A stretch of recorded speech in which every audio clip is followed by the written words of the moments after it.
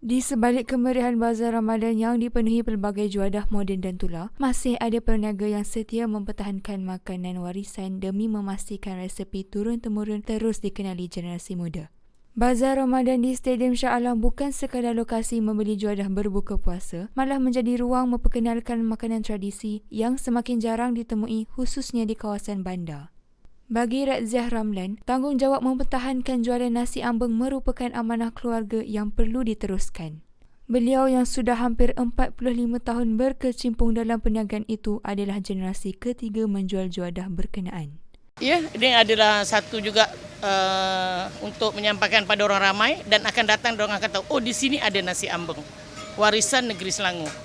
Beliau yang pernah mewakili Selangor melalui Perbadanan Adat Melayu dan Warisan Negeri Selangor Padat mempromosikan makanan tradisional berkata masih terdapat pelanggan yang mahukan tempahan nasi ambeng yang mengekalkan konsep hidangan di atas dulang.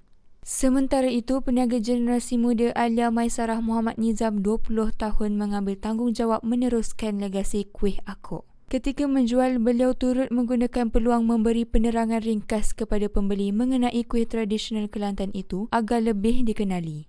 Bagi saya, kalau kita still kekalkan penjualan ni dan maksud saya daripada generasi ke generasi, mungkin generasi saya pula saya akan turunkan resepi ni dan suruh diorang kekalkan. Dan mungkin dari situ boleh kekalkan tradisi dan akok lagi luas lah di mata dunia. Saya pun tak sangka kat tengah-tengah bandar ni pun ramai orang still membeli akok dan anggap akok tu satu makanan yang unik dan rare.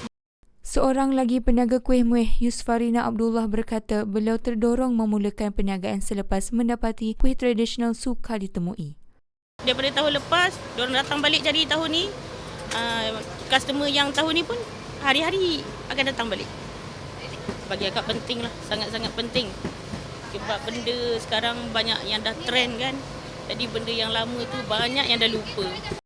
Ketika ditanya kepada pengunjung, rata-rata meluahkan kesukaran mendapatkan kuih tradisional di bandar. Justeru mereka menyokong agar juadah tradisional terus diperkasakan supaya kekal relevan di arus moden. Kalau pendapat saya, ini baguslah, salah satu cakap kembali ke nostalgia yang kita dulu-dulu kan. Seperti yang dilakukan oleh KA for example, even dekat dia punya restoran Bayan pun dia angkat cucur udang, kucur kodok. Walaupun bagi kita itu just adalah makanan di rumah harian, tapi dia buat tu menjadi level restoran dengan harga lebih premium tanpa compromise dengan rasanya.